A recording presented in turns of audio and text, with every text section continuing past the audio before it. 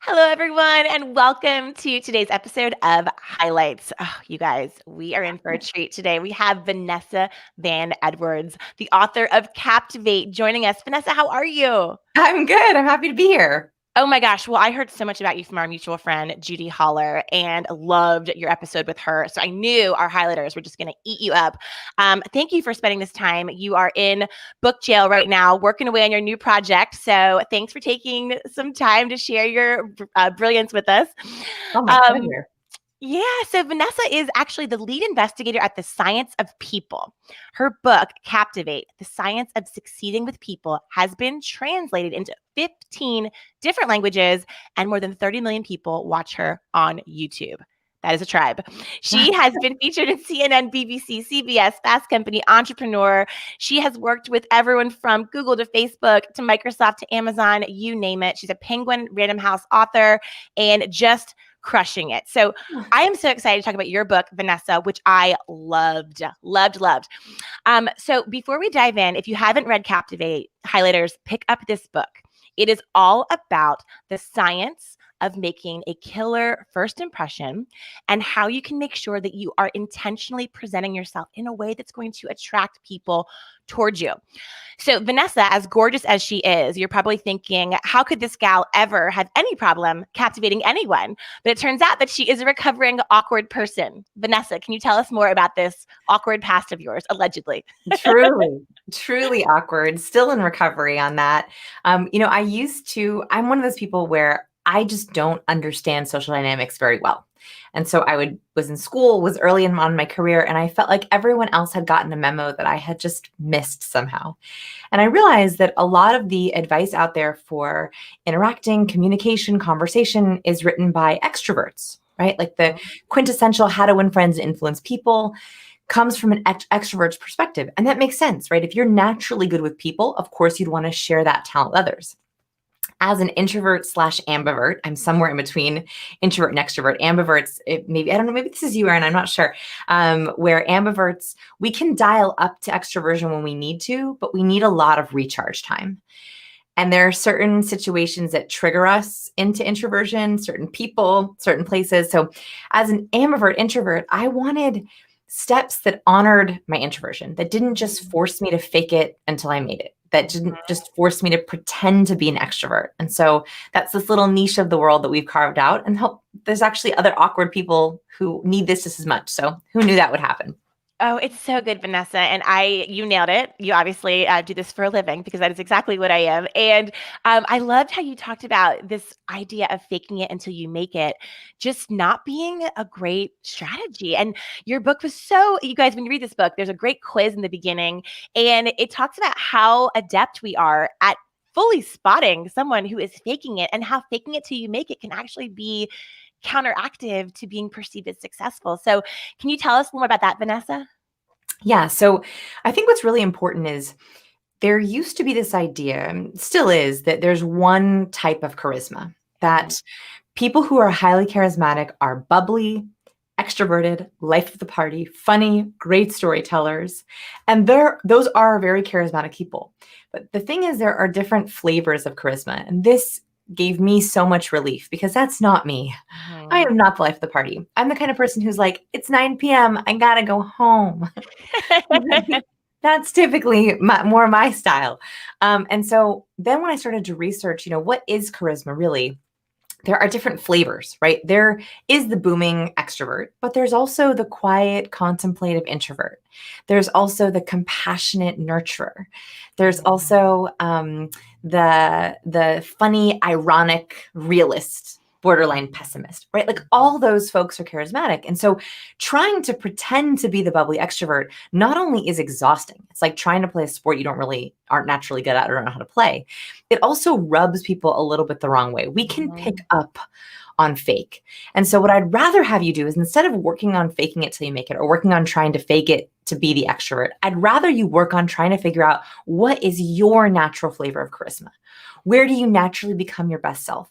What are the places, the things, the topics that make you come alive? That's a way better endeavor and less exhausting than Mhm. trying to be that Mm. fake kind of charisma.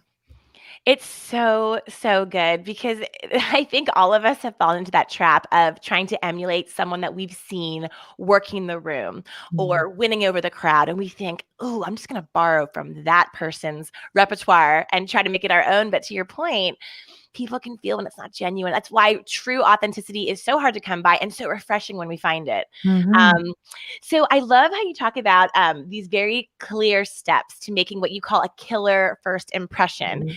And the book has this awesome layout of, let's say you're going into a networking event or a bar, and she literally maps out the room with the Like a bar. And football team, I'm like, go here, go there, go here. Yeah. it's a literal playbook. Whether you're an athlete or not, you can definitely follow it, and it's fantastic. And how she breaks down something I never even thought about in this way, something so simple as a cocktail party or a gathering, but you really map out the strategy for Mhm. how to capitalize on where you're positioning yourself, who you're talking to. But so for someone who maybe in these days, obviously the cocktail party is happening in little boxes, Brady Bunch style. So Yes. how do your principles for making a killer first impression apply in our Zoom crazy COVID world? Yeah, actually, so it's funny. I think my camera's like, oh, got blurry for a second there. And that's actually one of the main things I want to talk about. So it's so funny when COVID first hit and everyone kind of went digital. I wondered, how is this going to affect people reading the book? Is it going to change? And book sales shot up. It's been incredible. And I think that's because we now more than ever have to work on our interpersonal skills because they're no longer happening accidentally. We used to have interactions all the time by accident. We saw people in the break room, we saw people at the grocery store, we saw people down the street, we hung out in the elevator, we saw people in the parking lot, and now it's like hi, bye, right? Like you're trying to Mhm. keep your distance. And so we have to work at this, and these are new skills. Digital first impressions are not intuitive, and let's dive into it. So when we first get on a video call, the very first thing we often do is something like this. Can you see me? Can you hear me? Right, like that's the very first thing we do. And the problem with this is it breaks one of the very first rules of human interaction. And when humans are interacting, there are unique space rules that are kind of unspoken. So there are actually 4 different space zones when humans are interacting. This is a really weird way to think about it, but Okay. when we're interacting, there are 4 space zones. So the most intimate zone is about 1.5 feet away. Then there's the personal zone, which is about 1.5 feet to 3 to 4 feet away. Then there's the social zone, which is 4 to 8 feet away. And then there's the public zone. And so when we're in public, we feel good when people are in the public zone. When we kind of know someone, we're happy to have them come into our social zone. They can see our hand gestures. When we like them, we spend most of our time in the personal zone. The problem is on Zoom, all those space rules go away. And so Yeah. all of a sudden, I'm right in your intimate zone. Yeah. And it feels horrible. I'm sorry. It's Yeah. horrible. It's Yeah. horrible.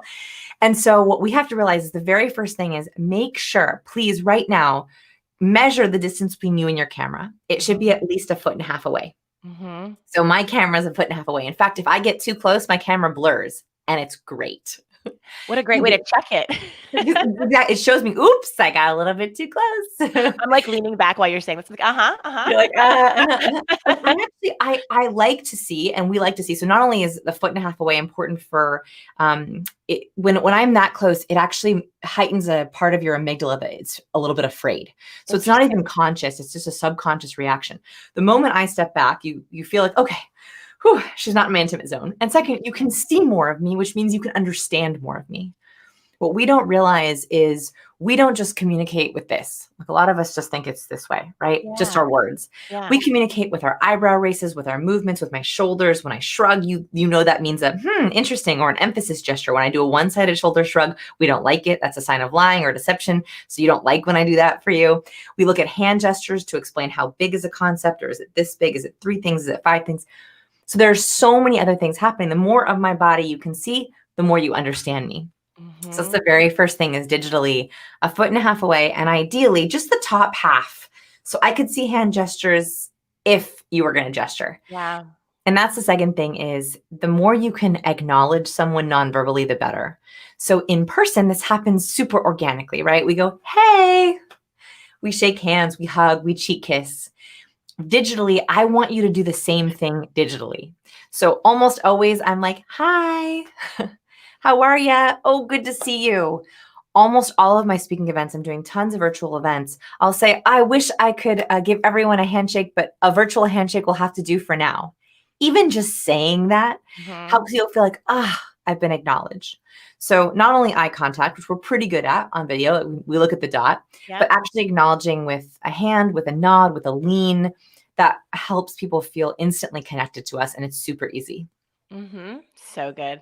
I love that. And also being able to, well, two things. So first, I mean, being able to see your hands is a trust thing too, right? If you can't see their hands, you don't trust you, right? It's like, what is she doing? Who is she texting? Yeah. Who is she Facebooking instead of listening to me? And then I love number two, this idea of trying to bring as much of the organic offline interaction to the screen as you possibly can. Mine might be too aggressive. I've been sort of hugging my, Well, that's great. I fake hug my computer, which might be too close No, no. to the zone. That's great. And that's actually it's a really powerful one too, especially if like you had a good interaction, because you can say like, I'm giving you a virtual hug. Yeah, right. That's what. Okay, good. That's good. So what's the? Oh, go ahead. And by the way, a little quick one there is it's better to be like, I'm giving you a virtual hug than I'm giving you a virtual hug. Like I think I was doing the other, the scarier one. Okay, so this is so helpful already. Thank you. So just a little bit of that. Just a little bit. So what's number 3? Tell us.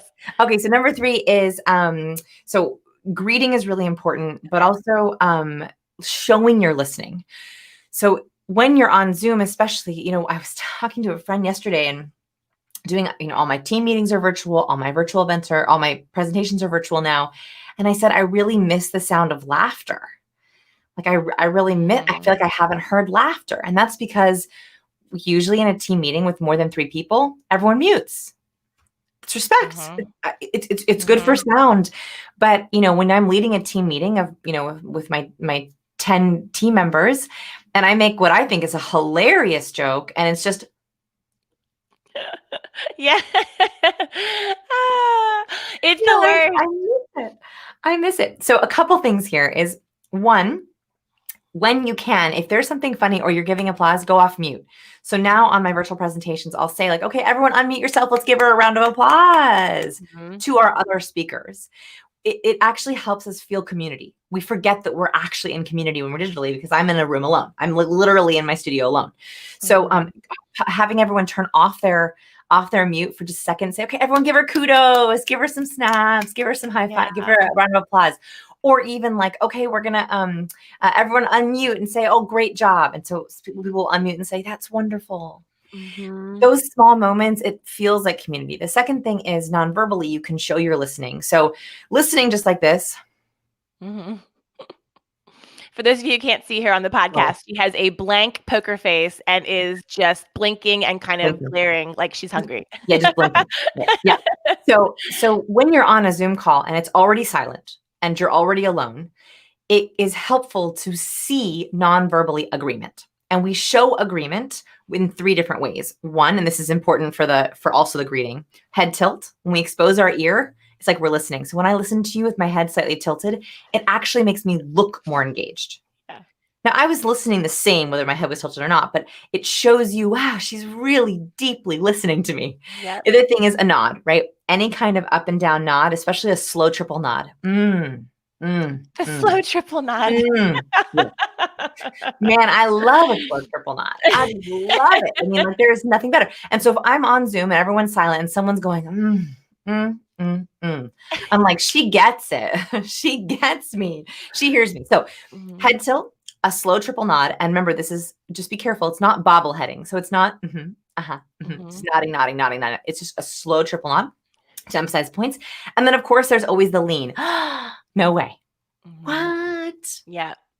So I over dial those up on video because it's a gift. You are gifting whoever is speaking, your other listeners, saying, I know we can't be together, but I'm with you. I'm still with you. It's so important. And especially right now when people are feeling so fatigued from all the Zoom gloom and this endless number of, can you hear me? Oh, you're on mute. I mean, there's so many skits and just SNL comedy around this. It's unbelievable. But these little tweaks can make such a big difference. I mean, they're little, but they take a punch. And also, I always say it's like you're going the extra mile to show someone I can do more. Yeah. Like, I'm going to do more for you because I respect you and I like you and I want to show a little more. And that's a wonderful thing to do as a human. Yep. And just even giving those deposits back. I mean, as a speaker, there's nothing, whether you are leading a team call or doing a virtual keynote, there's nothing worse than the crickets, the sound of silence. Oh, Your bucket is empty. You don't know if anyone is with you. I mean, and even for us as keynote speakers, a lot of times we're pre-recording stuff without even an audience. So it's literally laughing at your own jokes, talking to yourself. And so if you are listening to a team leader or a keynote speaker or whoever it is, and you are feeling that deposit, it's like reciprocity. Give it back if you can, and everyone wins, right? So I love that. So good. Yeah. Yes. Give it. I even though I can't see you, I'm feeling it. I can see you, Erin, but everyone at home, like, give me a nod. Give me a lean. Give me It'll something. actually make you feel more engaged too. Yeah, it's so good. And number 4, what is number 4? For first impression, what was what number? I thought you said 4. Okay, so maybe there was 3. So 3. So head tilting, nodding, and leaning. Leaning. Okay, got it. So good. Oh my gosh. Well, it's so fantastic. And I love how you talk about your book is broken down into 3 parts. So you have the first 5 minutes, part 2 is the first 5 hours, and part 3 is the first 5 days. So what's so interesting is you kind of take it beyond the first impression into, okay, let's say we nailed it. Okay, we rocked the Zoom. We had the right amount of the slow triple nod, just crushing it. We didn't come too close to the camera and freak people out. We have just nailed the first interaction. Now we are meeting maybe later in the afternoon for our breakout session, or we're having a follow-up conversation, and you talk about how to kind of crack someone's personality, which I thought was an interesting way to talk about peeling back the layers. Yeah. So how do we crack someone's personality if they're being a tough cookie on Zoom and they are just doing the stone-faced, no nod, arms crossed, checked out kind of vibe, and you're thinking to yourself, okay, I started off strong, but now something has shifted. So how do you crack their personality? Yeah, I'm actually going to borrow a tip from the first 5 minutes because it actually applies on Zoom. Okay. Video is so hard to crack. It's so hard. You actually have to work slowly. Like, it takes more baby steps. So the most important thing for cracking a personality on video is to stay off social scripts. And the reason for this is because we are already so on autopilot. We're already so out of our human comfort zone. It is so unhuman to do what we're doing right now. It's freaking cool. I'm so glad we're doing it, right? We don't have to be in the same room. We can do this and we can talk to, amazing people who are listening. But it's very unhuman. And so to stay in human mode and off autopilot, we cannot ask questions that we've asked a million times before. So how's it going? How's it going in your neck of the woods? Yeah. How are the kids? How's the hubby? How's the biz? Living the dream, right? The whole, right. Same old tired, sure. Dusty. I know those are comfortable, but you can wear your slippers on video call, but you cannot wear your verbal slippers. Right? And that's because it's when you do that, it's like telling the other person's brain to go to sleep. Yeah. So if I get on my team call and I'm like, how's everyone doing? This is the response I get back. Good, fine. Yep. Yeah. It keeps us all asleep. And so what I would really encourage you to do to begin to peel back the layers is to think about how can you ask something that's going to wake people up just a little bit. That can be with a ritual or with different icebreakers or with different prompts. So one of my favorites, every Monday and Friday, I say, Monday, did you do anything fun this past weekend?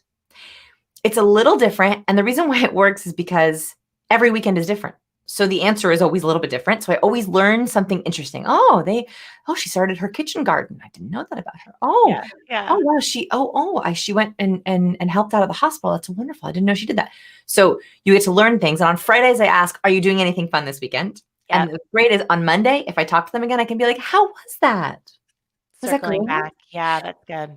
So on Monday and Friday, that's what I always ask. On Tuesday, Wednesday, Thursday, I don't talk to anyone. No, I'm just joking. I do talk to them. I'm like brilliant. in my dreams. No wonder you're so high energy. You just save it up. That's the introvert protecting themselves. I mean, I do have call blocks, so that does work really well. And typically they are on Monday, Friday. Yeah. But when I talk on Tuesday, Wednesday, Thursday, I will typically ask, doing anything fun this week or working on anything exciting this week? So if it's professional contact, I say working on anything exciting this week. Because what happens is their brain goes, they're awake. Oh, that was not, how are you?